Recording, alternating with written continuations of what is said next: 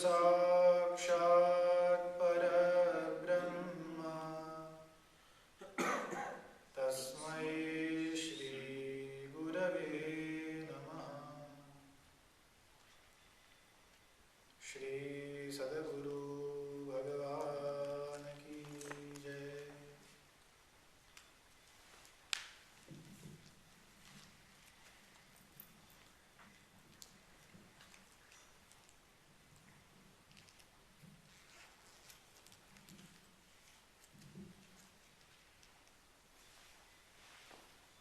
સૌને જય શ્રી કૃષ્ણ.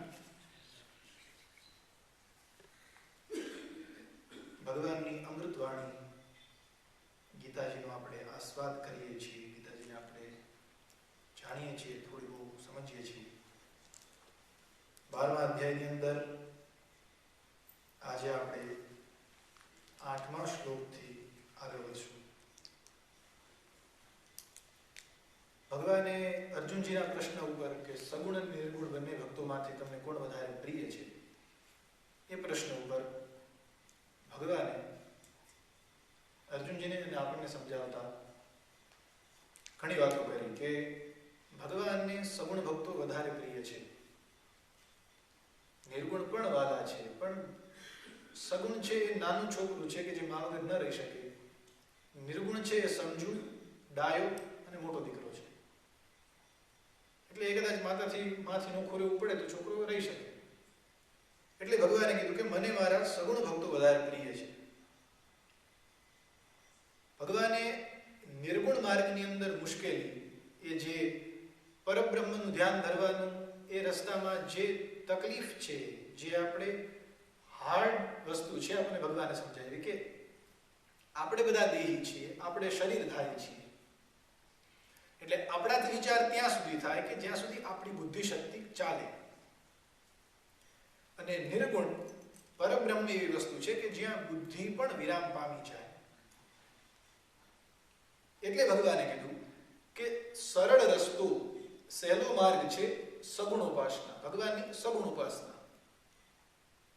ભગવાન આપણને સમજાવતા કહ્યું હતું કે યેતુ સર્વાણી કર્માણી મયી સંન્યસ્ય મત્પરાહ અનન્યેનૈવ યોગેન મામ ધ્યાયંત ઉપાસતે તેષામહં સમુદ્ધર્તા મૃત્યુ સંસાર સાગરાત ભવામી નચિરાત પાર્થ મય્યાવેશિત ચેતસા. ભગવાને કહ્યું કે જે માણસ મારા અંદર પોતાના દરેક કર્મને, પોતાના દરેક કામને મારી અંદર સોંપી દે, મારે પરાયણ થઈ જાય, મારી અંદર પોતાનું મન, તન, બુદ્ધિ, ક્રિયાશક્તિ બધું જ રોપી દે, એ માણસને હું આ મૃત્યુના સંસાર સાગરમાંથી તાત્કાલિક તરત જ બહાર કાઢું છું. એ જ વસ્તુને ભગવાન આગળ વધારતા કહે છે 8મા શ્લોકમાં કે મય્યેવ મન આધત્સ્વ મયી બુદ્ધિમ નિવેશય નિવસિષ્યસી મય્યેવ અત ઊર્ધ્વમ ન સંશયઃ. ભગવાન શું કીધું અર્જુનજીને કે મયી એટલે કે મારામાં, મન એટલે કે તારું ચિત્ત, આધત્સ્વ મુક, આરોપિત કર, રાખી દે. પછી મયી એવ બુદ્ધિમ નિવેશય, મારી અંદર જ તારી બુદ્ધિને પણ તું રોક, સ્થિર કર. તારા મન અને બુદ્ધિ આ બંનેને તું મારી અંદર રોકી દે. પછી ભગવાન આગળ શું કહે છે, આ બે વસ્તુ કરવાથી શું? નિવસિષ્યસી મય્યેવ અત ઊર્ધ્વમ ન સંશય. ભગવાન અર્જુનજીને કીધું કે તે એકવાર મારી અંદર તારું મન, તારી બુદ્ધિ તું રોપી દઈશ, એકવાર તારું મન મારી અંદર ચોંટાડીશ, એકવાર તારી બુદ્ધિને મારા માટે વિચાર કરવા માટે પ્રેરણા કરીશ, પછી તારો નિવસિષ્યસી મતલબ રહેવું, તું મારી અંદર જ રહીશ. અત ઊર્ધ્વમ એટલે કે એ કર્યા પછી તું મારામાં જ રહીશ. ન સંશય, એની અંદર કોઈ ડાઉટ નથી, એની અંદર કોઈ શંકા નથી. હવે જો આપણે કોઈ પણ વસ્તુની અંદર એટ્રેક્ટ થઈએ કે કોઈ પણ વસ્તુની બાજુ ખેંચાઈએ, આસક્તિ થાય, એમાં મહત્વનું કારણ મન અને બુદ્ધિ, આ બે વસ્તુ. આપણું મન અને આપણી બુદ્ધિ આપણને જે બાજુ ખેંચી જાય એ બાજુ આપણું શરીર કે આપણી ઇન્દ્રિયો કે આપણી વિચાર શક્તિ જાય. એક સરસ મજાની ગીતાજીનો જ ઉપમા છે અને ગીતાજીની જ વાત છે. આપણા શાસ્ત્રોમાં કહ્યું છે કે આ શરીર છે એ રથ છે. આપણી ઇન્દ્રિયો એટલે કે આપણા આંખ, આપણા કાન, આપણું નાક, આપણું મોઢું, આપણું શરીર, આપણી ત્વચા, આ બધી ઇન્દ્રિયો, આપણી સેન્સ એ ઘોડા છે. પછી એ રથની અંદર બેઠું કોણ છે? આપણી આત્મા. અંદર જે પરમાત્મા આપણે કહીએ ને કે જેનાથી આ શરીર ચાલે, કે જે સ્થિર છે, જે ક્યારેય મરતો નથી, એ આત્મા એ રથની અંદર બેઠો છે. પછી એને ચલાવે છે કોણ? એ રથનો ડ્રાઈવર કોણ છે? આપણું મન. અને એના હાથમાં બુદ્ધિ રૂપી લગામ છે. ગાડીમાં કેમ બ્રેક હોય, પછી એક્સિલેટર હોય, તમારે જ્યારે સ્પીડ આપવી હોય ત્યારે તમે ગાડીની સ્પીડ આપો, રોકવી હોય તો એક્સિલેટરથી રોકો. એ જ રીતે ઘોડા ગાડીમાં લગામ હોય ને, ઘોડાના નાકમાંથી પરોવેલી રાસ કે જેને તમે ઢીલી મૂકો તો ઘોડા આગળ જાય, જો તમે ખેંચો તો ઘોડા તમારા કંટ્રોલમાં રહે. એટલે આપણે આપણા મનની, આપણે આપણા આ શરીરની લગામ આપણે મનના હાથમાં આપી દઈએ. પછી મન આપણને જ્યાં લઈ જાય ત્યાં આપણે જઈએ. પછી આ આત્મા અને મન જે બાજુ ઢસડી જાય ત્યાં જવું પડે. પણ જો આપણે આપણા મનની લગામ, જો આપણે આપણા મનનું, જો આપણે આપણી ઇન્દ્રિયનું કંટ્રોલ ભગવાનના હાથમાં આપીએ તો જે દિશામાં આપણને ભગવાન લેવા ઈચ્છે, જે દિશામાં ભગવાન ચાહે કે મારે એને લઈ જવું છે, ત્યાં જ આપણે પહોંચીએ. મન અને બુદ્ધિ એ બંનેનું કેવું છે કે એને જે બાજુ તમને લઈ જવું એ બાજુ લઈ જશે કે એના ઇન્દ્રિયથી. ઇન્દ્રિય મતલબ આપણે આની પહેલા વાત થઈ ગઈ લેસનમાં કે આપણું શરીર, આપણા વિચારો કઈ બાજુ ખેંચાય? જે આપણે ઇન્દ્રિયો ખેંચાય. તમારી આંખોને કોઈ સરસ મજાની મૂવી જોવાનું, અથવા કોઈ સરસ મજાનું સ્વરૂપ જોવાનું, કોઈ સારી જગ્યા જોવાનું, બીજો કોઈ દેશ જોવાનું મન થાય તો રજા આવે ક્રિસમસની એટલે આપણે ઉપડીએ, વાંચી ગયા, પેલું જોઈએ ને. આપણી આંખને બીજું જોવામાં રસ થયો એટલે આપણા મને તરત આપણા શરીરને કીધું ચાલો, એટલે આપણા શરીરે ટિકિટ બુક કરાવી લીધી, બેસી ગયા, પ્લેનમાં પહોંચી ગયા. પછી આપણા મોઢાને મન થયું, એક વીક થઈ ગયું છે, હમણાં તો કોઈ સરસ મજાનું જમ્યા નથી, ભજીયા નથી ખાતા, એટલે ઘરવાળીને કહીએ કે આવો વરસાદ પડે છે, કરો ભજીયા. એટલે આપણા મોઢાને, આપણી એ ઇન્દ્રિયને, રસેન્દ્રિયને મન થયું કંઈ સારું સારું ખાવું છે, મને તરત કહી દીધું ચાલો, એટલે આપણે ભજીયાની પ્લેટ લઈને બેસી ગયા. એટલે આપણે આપણા ભગવાન આપણને શું સમજાવે છે કે તમે તમારા મન અને બુદ્ધિને મારી અંદર રોકતા શીખશો તો તમે મારી બાજુ જ વળશો. આ તો ચોખ્ખું મેં તમને ઉદાહરણ આપ્યું કે ભાઈ જે બાજુ તમારું મન તમને વાળે એ બાજુ જ તમે વળો. એટલે આપણે તો ડિપેન્ડન્ટ થઈ ગયા ને મન ઉપર. ઘણી વાર આપણે કહીએ કે ભાઈ ભગવાનમાં ધ્યાન કરો, ભગવાનનું મન રોકો, તો માણસો શું કહે? મન બહુ ચંચળ, અને છે જ, મન બહુ ચંચળ છે. ગીતાજીની અંદર જ કીધું છે કે મનની ગતિ, મનની સ્પીડ આ હવા કરતા, વાયુ કરતા પણ જાજી છે. હવા એક સમયમાંથી ક્યાંથી ક્યાં પહોંચાડી દે, પહોંચી જાય, ખબર નથી પડતી. એ જ રીતે આપણા મનની ગતિ પણ વાયુ કરતા ખરાબ, એના કરતા પણ આગળ છે. તો આપણે એક જગ્યાએ કેમ આપણને ચોંટવા દઈએ? ઈચ્છા થઈ હોય ચાલો મંદિરમાં જઈને બેસશું, ભગવાનનું નામ લઈશું, ગીતાજી ઉપર કંઈક સમજશું, કંઈક સાંભળશું. જ્યાં બેસવું સામે ગીતાજી ખોલીને વ્યવસ્થિત ટટાર થઈને બેઠા હો, પણ ત્યાં મન ઉપડે કે વાત તો કામેથી આવ્યા, થાકી ગયા, શાસ્ત્રી ક્યારે પૂરું કરે. મન આપણને ક્યાંનું ક્યાં લઈ જાય. અથવા ક્યારેક ઈચ્છા થઈ હોય ચાલો આજ તો રજા છે તો ક્યાંક ફરી આવીએ, કે ગાર્ડનમાં આટો મારી આવીએ, કે ગમે ત્યાં ફ્રેન્ડ સર્કલ સાથે જઈ આવીએ. પણ ફરી પાછું મન ઉપડે. ભલે તમે બેઠા હો તમારા મિત્રો સાથે, મનને એમ થાય કે ઓહો યાર ઘરે આટલું કામ બાકી છે, આજે એક દિવસની માન બેંક હોલિડે મળી છે, હું ક્યાંય બેઠો છું. એટલે આપણને આપણું મન બધી જગ્યાએ ખેંચી જાય. એટલે ભગવાને સૌથી પહેલો ભાર મૂક્યો, તારા મન અને બુદ્ધિને મારામાં તું રોક, મારામાં રાખ. તો પછી તારે બહુ ફાફા નહીં મારવા પડે. તું ભલે તું શરીરથી ગમે તે જગ્યાએ હોઈશ, ભલે તમે તમારા કામ ઉપર હો, ભલે તમે કોઈ જગ્યાએ તમારા મિત્રો સાથે હો, ભલે તમે હોલિડે પર હો, પણ જો તમારું મન અને તમારી બુદ્ધિ ભગવાનની અંદર હશે તો પછી એમાં કોઈ શંકા નથી. તમે શરીરથી ભલે ગમે ત્યાં હો, પણ તમે ભગવાનની સાથે છો. ભગવાને ચોખ્ખું કહ્યું ને કે ન સંશય હોય, એની અંદર શંકા નહીં કરતો કે ભલે તું શરીરથી તારા ઘરવાળી સાથે છો, ભલે શરીરથી તારા કામ ઉપર, તારા બોસ સાથે મીટિંગમાં છો, પણ જો તારું મન અને બુદ્ધિ મારામાં હશે તો તું મારી સાથે જ છો. પછી તારે ભટકવાની, પછી તારે હેરાન થવાની જરૂર નહીં પડે. આ એવી વાત છે, થોડું આપણે સમજીએ તો જે કંઈ ઉત્પન્ન થયેલી વસ્તુ છે, જે કંઈ આ દુનિયામાં દેખાય છે, એક આત્મા સિવાય એ બધી નશ્વર છે, એ બધી માયાના સંતાન છે. માયા એટલે ભ્રમ, માયા એટલે જે મિથ્યા છે એ. ઘણા બધા વાદ છે. શંકરાચાર્યજી મહારાજ એમ કહે કે બ્રહ્મ સત્યમ જગત મિથ્યા, દુનિયા છે અસત્ય છે, એક બ્રહ્મ, એક પરબ્રહ્મ ઈશ્વર જ સાચો છે, બાકી બધું જ ખોટું છે. બીજા કોઈ આચાર્યનો એવો મત છે કે ભાઈ બ્રહ્મ પણ સાચા છે, ભગવાન પણ સાચા છે, અને ભગવાનની માયા એટલે કે આપણે બધા પણ સાચા છીએ. કેમ કે માયા ન હોય તો ભગવાનમાં ચિત્ત કેવી રીતે તમે લગાડો, ભગવાન બાજુ કઈ રીતે વળો. એટલે એ બધી વાતો અલગ છે, પણ આપણે એટલું સમજીએ કે મન, બુદ્ધિ, ઇન્દ્રિય, અહંકાર આ બધું માયાના સંતાન છે, આ બધા માયાના છોકરા છે. અને આપણો આત્મા, આપણે જે આપણી સેલ્ફ છે, આપણે અંદર જે બેઠો છે, એ ભગવાનનું સંતાન છે. ભગવાને પોતાની શક્તિમાંથી, પોતાની એક શક્તિ જેનું નામ માયા, ભગવાને એને પોતાનાથી અલગ કરીને કીધું કે મારે સંસાર રચવો છે. માયાએ કળીના 6થા ભાગમાં તરત જ આખી દુનિયા ઊભી કરી દીધી. એ માયામાંથી જ આપણું મન, એ માયામાંથી જ આપણી બુદ્ધિ, એ માયામાંથી જ આપણી બધી ઇન્દ્રિયો બની. તો જે સમયે ગાયને જ્યારે ગોવાળ, જેની પાસે ઘણી બધી ગાયો હોય, એ લોકો જ્યારે ગાયને દોવા લઈ જાય ને ખેતરે ચરવા, કે ગાયના નાના નાના વાછડાઓને ચરવા લઈ જાય, પછી સાંજ થાય એટલે વાછડાઓ ચરી ચરીને આવે, તો એ વાછડા દિવસ આખાના કદાચ ભૂખ્યા થયા હોય કે એને એની માનું ગાયનું દૂધ પીવું હોય, તો એ સીધા દોડીને એની મા પાસે જશે, બીજી કોઈ પાસે નહીં જાય.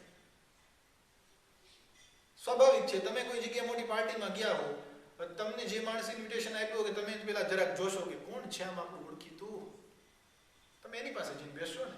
જેને ઓળખતા નથી એના ટેબલ ઉપર જશો ટેબલ શેર કરવા, તો એ તો મેનર્સ અહીંયાનું નથી ને, એ તો રિવાજ નહીં, ખરાબ લાગે, ઓટ લાગે.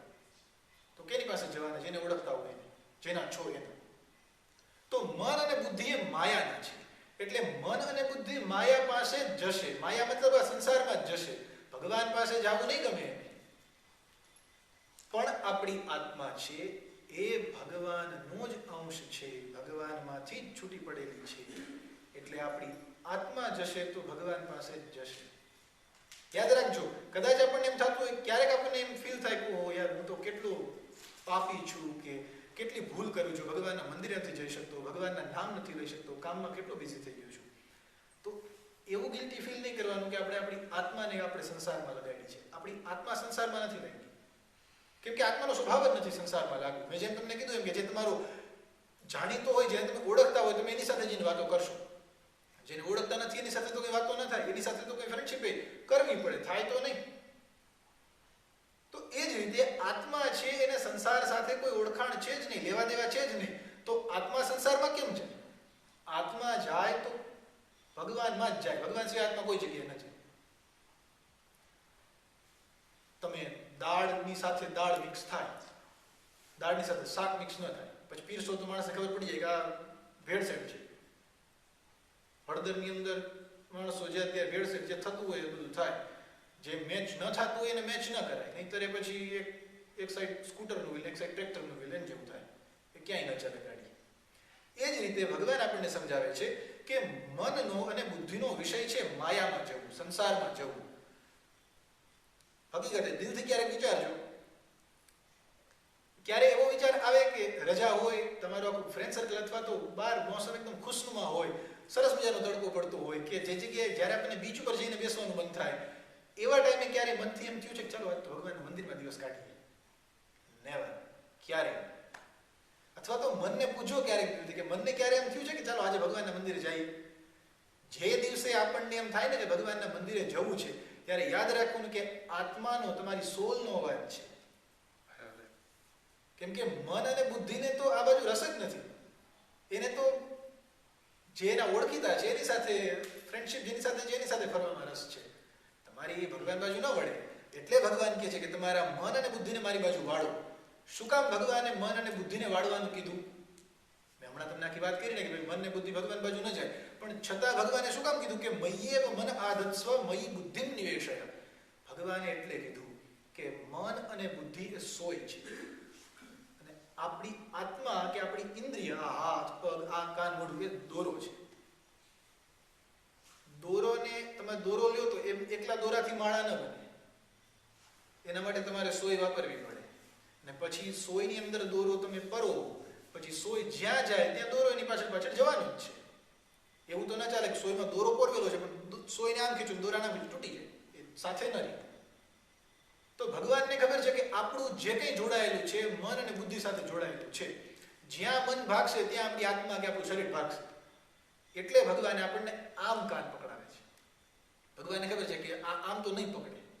ભગવાને કીધું કે તમે સીધા મારી પાસે ના આવી શકો, કાંઈ વાંધો નહીં, પણ જે તમારું વ્હીકલ છે, જે તમારું વાહન છે, જે તમારી ગાડી છે, એને મારી પાસે લઈ આવો.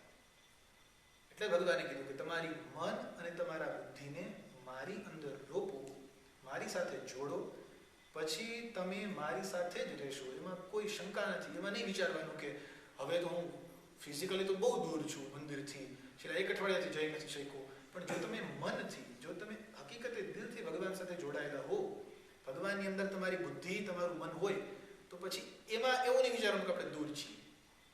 એટલે ભગવાને સૌથી પહેલા મન અને બુદ્ધિને પકડ્યા. એટલે ભગવાનના મંદિર સુધી પહોંચવું હોય તો કેમ પહોંચાય? પગેથી આવો ત્યારે પહોંચાય ને, અથવા તમારી ગાડીથી આવો તો પહોંચાય ને. કઈ મનને તો આમ બહાર ના કઢાય, જા બહાર ને જા મંદિર આટો મારી, એમ થોડું કહેવાય. તો ભગવાને કેમ એમ ના કીધું કે ભાઈ તમારા પગને કે તમારા હાથને કે તમારી આંખોને મારામાં લગાડો, મારામાં ચોંટાડો? કેમ કે ભગવાનને ખબર છે કે એ આપણી એકે ઇન્દ્રિય, આપણી એકે સેન્સ ઇન્ડિપેન્ડન્ટ નથી, એ ડિપેન્ડન્ટ છે આપણા મન ઉપર. એટલે ભગવાને કીધું કે તમે તમારા મનને મારી બાજુ લઈ આવો. અને મનને ભગવાન બાજુ લઈ જવું અઘરું છે.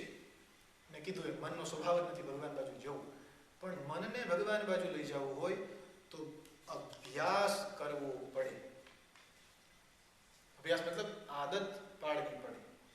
એમને ન થાય. કોઈ પણ વસ્તુની તમે આદત પાડો, ધીરે ધીરે પ્રયત્ન કરો ત્યારે થાય ને. એટલે ભગવાન આગળ કહે છે, 9મો શ્લોક જુઓ, જેની પાસે ગીતાજી છે એની અંદર 12મા અધ્યાયનો 9મો કે અથ ચિત્તમ સમાધાતુમ ન શક્નોષિ મયિ સ્થિરમ અભ્યાસ યોગેન તતો મામિચ્છાપ્તુમ ધનંજય. શું કીધું? કે હે પાર્થ, હે ધનંજય, જો તું તારા મનને મારામાં સ્થાપવા સમર્થ ન હો તો અભ્યાસ રૂપ યોગ દ્વારા મને પામવાની ઈચ્છા કર. રસ્તો એ ભગવાને બતાવ્યો. વિચાર કરો ભગવાન કેટલા દયાળુ છે. આપણે કંઈ ક્વેશ્ચન કરીએ પહેલા જ ભગવાન આપણને સમાધાન આપી દે. ભગવાન આપણને ઘણા બધા રસ્તા આપ્યા. ચાલો મેં તમને આખું જે કંઈ સમજાવ્યું કે ભાઈ ભગવાને કીધું મારી અંદર બુદ્ધિને રોકો, મારી અંદર તમારા મનને રોકો, તો તમે મારી સાથે હશો. તો હવે આપણને એક ક્વેશ્ચન થાય ને કે એ તો મોટી તકલીફ છે કે ભગવાન બાજુ મન જતું નથી. મંદિરમાં બેઠા હોય તો ઘર જ દેખાતું હોય. મંદિરમાં બેઠા હોય તો ઈચ્છા એમ હોય કે શાસ્ત્રી જલ્દી પૂરું કરે, જલ્દી ઘરે જઈને સુઈ જાઓ, તો કાલ સવારે વહેલું ઉઠીને કાપી જાઓ. મનમાં એમ જ હોય ને. તો આપણને થાય ને કે ભગવાન મનને કઈ બાજુ લઈ જાવ? તો ભગવાન આગળ તરત કીધું કે અથ ચિત્તમ સમાધાતુમ ન શક્નોષિ મયિ સ્થિરમ. જો હે પાર્થ, અથવા તો જો ભગવાન આપણે બધાને કહે છે કે જો તમે લોકો તમારા મનને મારી અંદર ચોંટાડવા, મારી અંદર રાખવા, મારી અંદર મૂકવા માટે કેપેબલ ન હો, જો તમારી એબિલિટી ન હોય કે તમે તમારી રીતે તમારા મનને મારામાં લગાડો, તો શું કરવાનું? અભ્યાસ યોગેન તતો મામિચ્છાપ્તુમ ધનંજય. તું અભ્યાસ યોગ કર. અભ્યાસ યોગ એટલે શું? હવે આ વળી કઈ નવી બલાનું નામ છે.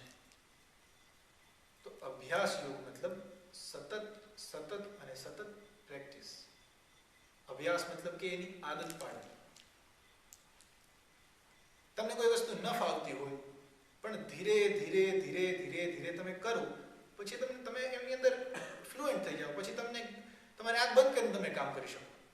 જેમ કે અત્યારે હું આરતી કરું છું, તો મને આરતી કરવાનો અભ્યાસ, મને આદત થઈ ગઈ છે, તો હું બંધ આંખે આરતી કરી શકું. મને ખબર જ હોય કે ભાઈ કઈ બાજુ મારો હાથ જવાનો છે. તમે લોકો અત્યારે કોમ્પ્યુટરનો જમાનો છે, તમે બધા એટલા આગળ છો આ બધી વસ્તુમાં કે આમ સ્ક્રીન બાજુ કોક સાથે વાતો કરતા પેલા મોબાઈલમાં બ્લેકબેરીમાં ચીટચેટ થતું હોય, તો ખબર ના પાકવું જોઈએ કે ભાઈ અહીંયા જ એક્સ છે, કે અહીંયા જ વાય છે, કે અહીંયા ડી છે. કેમ? અભ્યાસ. જો ભાઈશ્રી બહુ સરસ વાત કરે છે અને આપણે બધા આપણા છેડે બાંધી લેવા જેવી છે. જે જગ્યાએ તમને આ સ્પિરિચ્યુઅલ પાથમાં કે તમને આધ્યાત્મિક રસ્તામાં જે જગ્યાએ કન્ફ્યુઝન અનુભવો ને, જ્યારે એમ થાય ને ઓહો અહીં સમજાતું નથી, તરત એને તમારે તમારા વ્યવહારમાં, તમારા આ દુનિયાના રૂટીનમાં લઈ લેવાનું. તરત ખબર પડે, તરત જવાબ મળે. અભ્યાસ એટલે પછી આ ગીતાજીની અંદર કીધું કે અભ્યાસ યોગ કર, અને અભ્યાસ યોગથી તું મારી બાજુ આવવાની ટ્રાય કર. તો આપણને થાય ઓહો અભ્યાસ યોગ એટલે શું? મેં તમને જે અત્યારે કીધું કે તમને એકવાર જે વસ્તુની તમે આદત પાડો પછી તમારી અંદર રૂઢ, તમારી અંદર એ ચોટી જાય. ભગવાનની દ્રષ્ટિએ અભ્યાસ યોગ કેમ? ભગવાનના ગુણોનું, ભગવાનના નામનું, ભગવાનની લીલાનું સતત વિચાર કરવો, પછી આપણા મનને આદત પડે. અત્યારે માળા કરવા બેસો તમે, જે કોઈ તમારામાંથી માળા કરતા હશે કે ભગવાનના મંદિર સામે તમે ઘરે બેસતા હશો, 5 મિનિટ કે 10 મિનિટ માળા હાથમાં લઈને બેસજો, 2 કે 3 મણકા તો ફરે, પણ પછી તો મન ફરે. પછી માળા તો ફરતી હોય મનમાં, મોઢામાં જે કંઈ તમારો મંત્ર હોય, ઓમ નમઃ શિવાય, ઓમ નમો ભગવતે વાસુદેવાય, જે હોય તે, પણ પછી મન ફરવાનું ચાલુ થાય. પછી આપણે એમ થાય ઓહો મન તો માળામાં નથી લાગતું, ફરી પાછી આપણે માળા ચાલુ કરીએ. પણ એક કરતું રહેવાનું, મૂકી નહીં દેવાની. તમે 2 વાર ટ્રાય કરીને તમારું મન નથી ચોંટતું, મનથી મોઢેથી ઓમ નમો ભગવતે વાસુદેવાય કે જે કંઈ તમને ગમતો મંત્ર હોય તમે કરતા હો, પણ મન જ ઠેકાણે ન હોય તો એવું નહીં માનવાનું કે ઓહો યાર મન નથી, મૂકો માળા, આવી માળા કરવાનો શું મતલબ? એવી રીતે હારવાનું નથી, આપણા મનને આદત પાડવાની છે. મન જ્યાં તમે માળા લઈને બેસો ને ભગવાનની તમારી આંખ બંધ કરીને ભગવાનની સરસ મજાની મૂર્તિ સામે આવે, અને જ્યાં ભગવાનના મનમાં તમે તમારું મન ચોંટાડો અને મન ભાગવા જાય તો ખેંચી આવવાનું, ચાલ ચાલ ચાલ ચાલ ચાલ, બીજે કોઈ જગ્યાએ નથી જવાનું. આપણે ફરી પાછું બેસાડો 5 મિનિટ, ફરી પાછું ભાગે, ફરી પાછું ખેંચી આવવાનું. એવી રીતે જો ભગવાનને મનને ખેંચતા રહેશું તો મનને આદત પડશે, અને પછી મનને બીજે કોઈ જગ્યાએ જવાની ઈચ્છા નહીં થાય. જેવી રીતે અમારા અમુક વડીલો છે કે જેનું રોજનું રૂટીન છે કે મંદિરે સાંજે બરફ હોય કે તડકો હોય ગમે તે હોય, મંદિરે આવવાનું એટલે આવવાનું જ.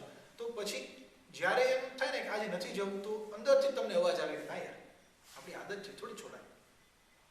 એટલે આદત પાડવાની ભગવાન વાત કરે છે.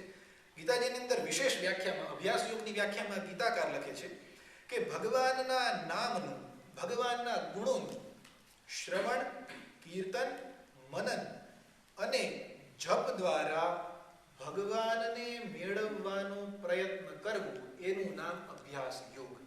આ બહુ હાર્ડ વર્ડ છે, બહુ અઘરા શબ્દ છે, પછી એની ઘડીમાં ડાયજેસ્ટ નહીં થાય, હું એને ફેરવી નાખું. મેં જેમ કીધું એમ ભગવાનના, જે તમને ભગવાનનો ગુણ ગમતો હોય, જે તમને ભગવાનની કોઈ આદત ગમતી હોય, કદાચ તમને ભગવાનનું ફ્લૂટ વગાડવું ગમતું હોય, વાહ ભગવાન કેવા સરસ લાગે, તો સતત વિચારવાનું કે વાહ મને તો એ જ ભગવાન ગમે છે. જ્યારે ફ્લૂટ વગાડતા હોય ત્યારે તો વારે વારે એના વિશે વિચાર કરવો, ત્યારે ભગવાનને બાજુ જવાની, મનને એ બાજુ જવાની આદત પડશે. જ્યારે ક્યારે ભલે ઈચ્છા ન હોય પણ છતાં ક્યારેક ગીતાજી લઈ, ભાગવતજી લઈ, બીજી કોઈ પણ સારી બુક લઈને બેસો, વાંચશો તો પણ મનને આદત પડશે. મન કયા કયા રસ્તે બહાર જાય? કાં તો આંખથી બહાર જાય, કાં તો નાકથી બહાર જાય, કાં તો આ જીવડી લલુડી એનાથી બહાર જાય, કાં પછી આનાથી બહાર જાય. બરાબર? આના સિવાય મન બહાર ન જઈ શકે. આંખને મન કે ચાલે કંઈક સારી સારી મૂવી નવી આવી જોઈ આપીએ તો આપણે ઉપડીએ, પણ આંખને કહેવાનું કે તું ભગવાનના દર્શન કર, મંદિરના દર્શન કર, કે સારી બુક વાંચ, તો આંખ એ બાજુ વળશે, પછી મનને એ બાજુ જવું પડશે. એટલે ભગવાને આપણને આ 2 શ્લોકમાં સમજાવ્યું કે સૌથી પહેલા તમારી મન અને તમારી બુદ્ધિને મારામાં રોકો.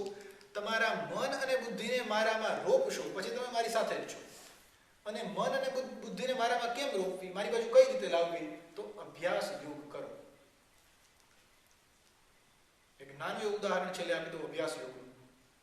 એક નાનો છોકરો ભણવામાં એકદમ ઠોઠ એટલે ઢગલાનો ઢ, કંઈ ન આવે, કેટલી એક્ઝામ્સ જાય, બધી એક્ઝામ્સમાં ફેલ, છોકરાઓ ખીજવે કે તું તો ઢગલાનો ઢ, ઠોઠ નિશાળીઓ, તને કંઈ આવડતું નથી.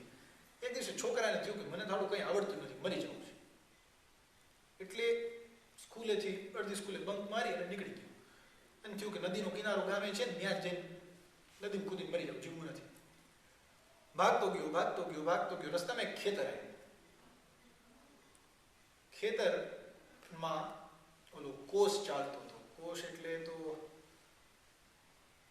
કદાચ તમે લોકો જોયું હોય તો, કોષ મતલબ કે એક મોટું બધું વ્હીલ હોય, બહુ જબરું જાયન્ટ, અને એ વ્હીલની ચારે બાજુ નાના નાના ડબ્બા, મોટા મોટા ડબ્બા જોઈન્ટ કર્યા હોય. અને પછી જે જગ્યાએથી બાજુમાં નદી કે મોટો કૂવો કે કંઈ હોય ને, જે ફૂલ ભરેલું હોય, એની અંદર વ્હીલ અડધું મૂકી દે, અને પછી એ વ્હીલને ગોળ ગોળ ગોળ ગોળ ફેરવે. એટલે એ ઓલો ડબ્બો અંદર આ બાજુથી ડૂબે, ડબ્બો ભરાતો જાય, આ બાજુથી આ પાછો ખાલી થતો જાય, ભરાતો જાય, ખાલી થતો જાય, ભરાતો જાય, ખાલી થતો જાય. એટલે એ જે ખાલી થતું થતું પાણી શેમાં પડે? ઓલે જે જગ્યાએથી ઓલે ખેતરમાં પાણી જતું હોય ને બધા ચાશમાં, એની અંદર પાણી પડે ને ધીરે ધીરે પાકને કે બીને પાણી પહોંચે. એટલે એ રીતે ખેડૂતો ખેતરને સિંચે.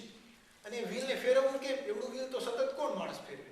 એટલે એ વ્હીલ સાથે બે દોરી બાંધે, બહુ મજબૂત જાડી દોરડા, અને એ બળદ સાથે બાંધે. એટલે બળદ છે ને આગળ પાછળ કે ચક્કર મારતા જાય રાઉન્ડ રાઉન્ડ, એ રીતે દોરી ખેંચાતી જાય અને વ્હીલ ફરતું જાય, દોરી ખેંચાતી જાય, વ્હીલ ફરતું જાય. એટલે છોકરો જતો હતો, છોકરાએ આ વસ્તુ જોઈ. અને છોકરાએ જોયું શું કે એકદમ જાડો કાળો પથ્થર, કે જેની ઉપર તમે મોટો બધો હથોડો લઈને મારો તો હથોડો તૂટે, પણ પથ્થરમાં ફેર ન પડે. આટલો જબરદસ્ત ને હાર્ડ પથ્થર પડ્યો તો પાણી, એની ઉપર પણ 1 આંગળી ઊંડો ખાડો થઈ ગયો. છોકરાએ જોયું કે આ કેમ થયું. જ્યારે છોકરાએ માર કર્યું ત્યારે એને ખબર પડી કે જે ઓલી દોરી આગળ પાછળ થાય ને, એને ધીરે ધીરે ધીરે ધીરે પથ્થરને ઘસી નાખ્યો. અને એટલો જાડો પથ્થર કે જેની અંદર તમે ઓલી ડ્રીલ મશીન લઈને કે હથોડો લઈને એને તોડો તોય ન તૂટે, એ પથ્થર એક દોરીથી, વિચાર કરો, એક દોરીથી તૂટી જાય, એની અંદર જગ્યા થઈ જાય. ક્યારે? એને કહેવાય અભ્યાસ યોગ.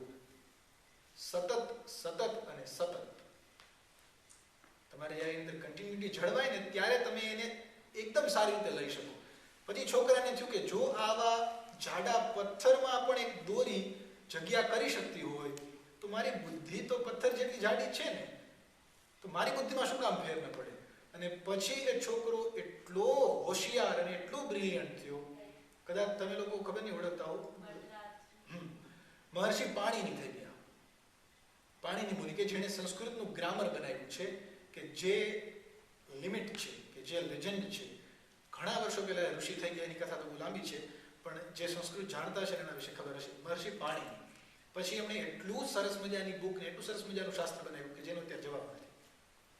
તો ભગવાનને કહેવાનું કે આપણને પણ એવો અભ્યાસ યોગ આપે, ભગવાન બાજુ જવાની એવી આદત આપે કે આપણી આ બુદ્ધિને આ મનમાં પણ ભગવાનની ભક્તિના, ભગવાનના રસના, ભગવાન બાજુ જવાના આંકા પડી જાય, એ લાઈન થઈ જાય. તો આજના સત્રને આપણે ત્યાં વિરામ આપીએ. ભગવાનને પ્રાર્થના કરીએ કે ભગવાન તમારી બાજુ અમારા મનને વાળજો, તમારી બાજુ અભ્યાસ યોગ કરાવજો. જય શ્રી કૃષ્ણ. હવે 5 પ્રશ્ન, ગઈ વખતે વાત થઈ હતી એમ, તમારામાંથી જે કોઈની ઈચ્છા હોય 5 પ્રશ્ન કરો. ઠાકોરજીની પ્રેરણાથી હું જવાબ આપી શકીશ તો જવાબ આપીશ, અને જો પ્રશ્ન ન હોય તો હું પ્રશ્ન કરું, તમે જવાબ આપો. તમે ધ્યાન વિશે થોડુંક વાત કરેલી હતી. મેં ધ્યાન વિશે થોડીક વાત કરેલી હતી, એમાં તમે એક્સપાન્ડ કરશો કે ઇઝ ઇટ બેનિફિશિયલ કે આપણે ધ્યાન કરીએ ટુ શું છે કે આપણે ભગવાનને મેળવવા માટે? અને મનની તો આપણે ઘણી વાત થઈ છે કે મનને કાબૂમાં રાખવો ખૂબ મુસીબત છે, તો ધ્યાનથી આપણે કાબૂમાં કરી શકીએ? મનની જે મેં હમણાં વાત કરી, મન ધ્યાનનું સીધે સીધું લેવા દેવું મન સાથે છે. જો તમારું મન ઠેકાણે હોય તો તમે ધ્યાનમાં લાગી શકો, નહીંતર ધ્યાન નકામું છે. કેમ કે ધ્યાનમાં હાથ જોડી આંખ બંધ કરીને બેસો, મનમાં ભગવાનનું સ્વરૂપ કે ભગવાનની ચિત્ર કે ભગવાનનો ફોટો આવે, પણ જો મન જ ત્યાં ન લાગે તો એ ધ્યાન નકામું છે. એટલે ધ્યાન ખૂબ જ ફાયદાકારક છે, ખૂબ જ અસરકારક છે મનને રોકવા માટે. પણ એ ધ્યાન રાખવાનું, એ યાદ રાખવાનું કે આપણે ધ્યાનનો રસ્તો લઈએ તો ખરા, પણ આપણે પૂરેપૂરા સજગ, આપણે પૂરેપૂરી ખબર હોવી જોઈએ કે મારું મન અત્યારે કઈ બાજુ જાય છે. શું કામ?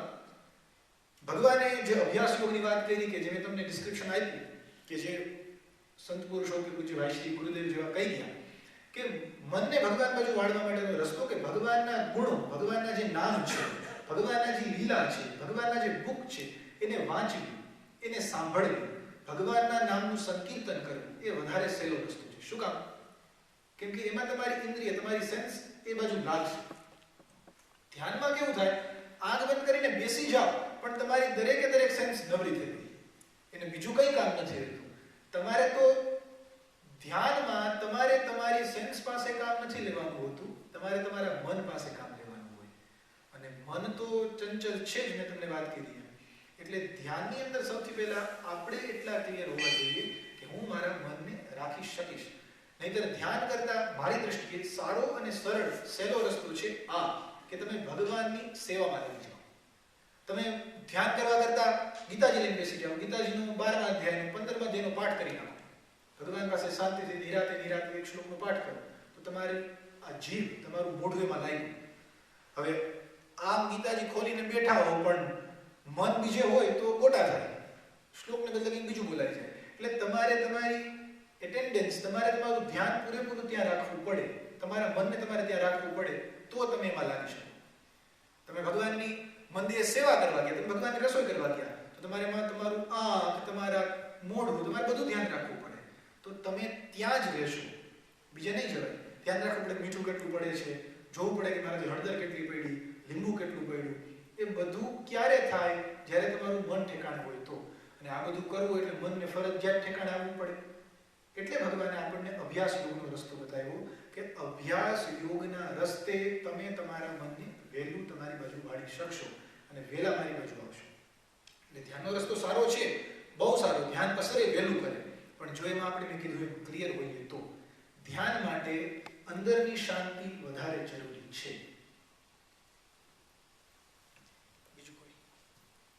જેમાં બતાવશો કે ગીતાજીનું આપણે ધ્યાન કઈ રીતના રાખવું જોઈએ?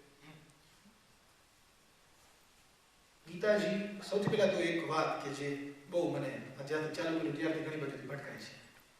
ભગવદ્ ગીતા અને ભાગવતજી બંનેમાં ઘણો ફેર છે. ભગવદ્ ગીતા એટલે મેં તમને જે વાત કરી એમ ભગવાન કૃષ્ણએ પોતાના મોઢે અર્જુનજીને જે સમજાવ્યું તે, અને ભાગવતજી એટલે કે જેની અંદર એક આખો નોખો ગ્રંથ છે. ભાગવતજી આખો અલગ પુરાણ છે અને બહુ વિશાળ છે.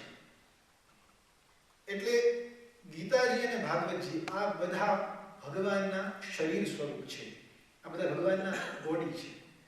એટલે સમટાઈમ આપણે કોઈ બુકને આમ ઘડાવો, અહીંયા તો ખબર નહીં આદત નથી, આમ ઘડા રાખ્યા બેવડી વાળી, બરાબર બેવડી નથી વાળો ગીતાજીને, પણ આમ ફોલ્ડ કરીને રાખે, અથવા તો નીચે મૂકી દે, અથવા તો કોઈ ઠેકાણું ના હોય. પણ ગીતાજીને એટલી જ ધ્યાનથી સાચવવાના જેટલા આપણે ભગવાનના સ્વરૂપને સાચવીએ. કેમ કે ગીતાજીની અંદર ભગવાન પોતે વિરાજેલા છે. ગીતાજીના મહાત્મ્યની અંદર ભગવાને કીધું છે કે ગીતા મારું સારામાં સારું અને મને ગમતું ઘર છે. ભગવાનના ઘણા બધા ઘર છે, વૈકુંઠ છે, તમારું મારું મન છે, પણ ભગવાનને સૌથી વધારે ગમતું ઘર ગીતાજી છે.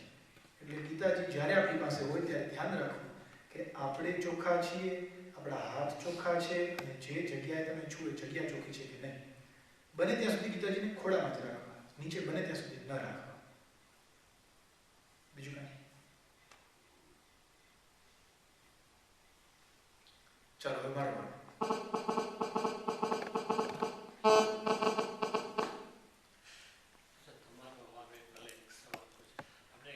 ગીતાજી ઘણા બધા લખી છે. હવે એના જે શું કે એક્સપ્લેનેશન્સ હોય છે તો અલગ હોય છે, ડિફરન્સ હોય છે, ઘણામાં કોન્ટ્રાડિક્શન પણ કાફી હોય છે. તો તમારા પ્રમાણે કઈ Gitaji is best two follow અને રીડ?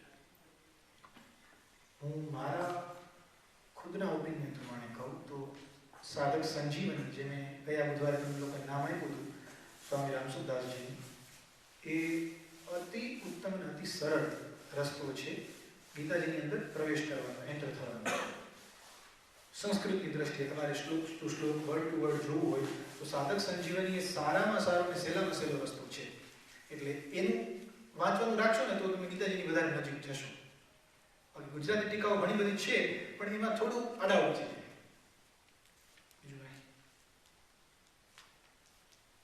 ચલો, મારો પ્રશ્ન જે છે મને ખબર છે બહુ હાર્ડ છે, લગભગ 99% પ્રિપેર નથી જ, પણ છતાં હું અત્યારે કહી દઉં છું. જે તમને આજે ભલે આપણા જે કોઈ મિત્રો ઓછા છે પણ એ લોકોને કહી દેજો કે આવતા બુધવારથી હું છેલ્લે ગમે ત્યારે ગમે તેને જ્યાં શ્લોક સુધી આપણે પહોંચ્યા હશું એ શ્લોકમાંથી કોઈ પણ શ્લોક પૂછીશ, કાંઈ એનું મિનિંગ પૂછીશ. અને આ ધમકી નથી કે કોઈ બિઝનેસ નથી કે કોઈ વેપાર નથી, પણ જો મને 3-4 બુધવારે એવું લાગ્યું કે મને તમારા લોકોમાંથી શ્લોકનો જવાબ કે અર્થ વ્યવસ્થિત નથી મળતો, તો પછી જે અડધો પોણો કલાક થાય છે એમાંથી બહુ ઓછું થઈ જશે. એટલે મારી ઈચ્છા છે કે તમે લોકો, કેમ કે હું અત્યારે તમને જ્યાં શ્લોક મોઢે કરવાનું કે શ્લોક મગજમાં રાખવાની વાત કરું છું એની પાછળ મારો લાંબો થોડો વિચાર છે, પછી ક્યારેક કહીશ, અત્યારથી નથી કહેવું. પણ મારી ઈચ્છા છે કે તમે લોકો શ્લોકને પણ જોતા રહ્યો. એવું નહીં કે અહીંયા મેં કીધું એટલે ત્યાં સુધી પિતાજી ખુલે અને ઘરે જઈને પાછા પેક થઈને, એવું નહીં કરતા પ્લીઝ. શ્લોકને એકાદ વાર જોજો તો પણ તમને ખાલી યાદ આવશે કે શાસ્ત્રીજી શું બોલ્યા હતા. એટલે હવે હું મારું તો આવતા વીકથી ચાલુ કરીશ, અત્યારે તો નથી કરતો. તો જે કંઈ તમારી ઓળખાણમાં હોય બધાને જાણ કરી દેજો. ગીતાજીનો થોડો અભ્યાસ રાખે. ચલો, આજના સત્રને આપણે વિરામ આપીએ. ઓમ પૂર્ણમદઃ પૂર્ણમિદં પૂર્ણાત પૂર્ણમુદચ્યતે પૂર્ણસ્ય પૂર્ણમાદાય પૂર્ણમેવાવશિષ્યતે. ઓમ શાંતિ શાંતિ શાંતિ. શ્રી કૃષ્ણ કનૈયા